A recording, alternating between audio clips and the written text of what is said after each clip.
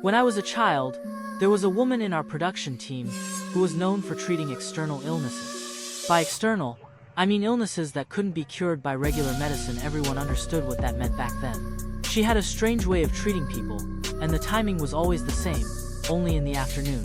If someone came to her for help, she would first assess whether the illness could be cured.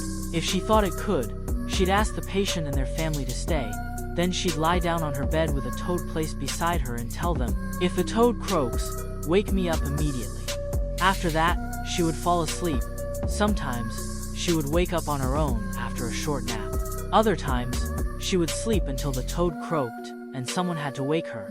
If she woke up by herself, the patient usually recovered. But if she had to be woken by the toad, the illness often needed another round of treatment. Still, she cured a lot of people and became quite well known in the nearby villages. Once, a little girl nearly drowned and afterward began talking nonsense. Her parents brought her to the healer. As usual, the woman lay down, told them to keep an eye on the toad, and went to sleep.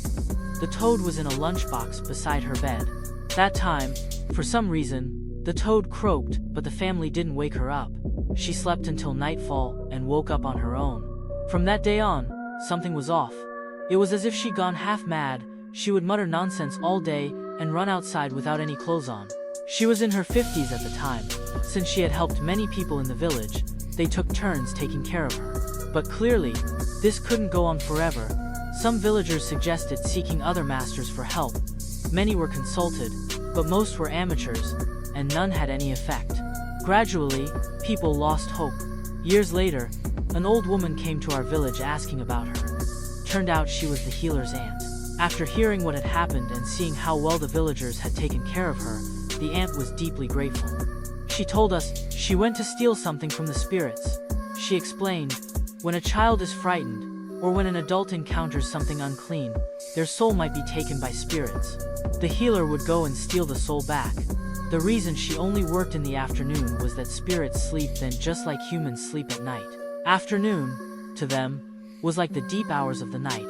That was when they slept the deepest. The toad was placed at her side, because humans wake to roosters, spirits wake to toads. If the toad croaked, she had to be woken up immediately. Otherwise, the spirits would trap her own soul. That time, because no one woke her, the spirits held her back. We weren't sure whether to believe it or not, but the aunt seemed very knowledgeable. She said she would take her to find someone who could help. About a month later, the healer returned completely recovered, but from then on, she never treated anyone again.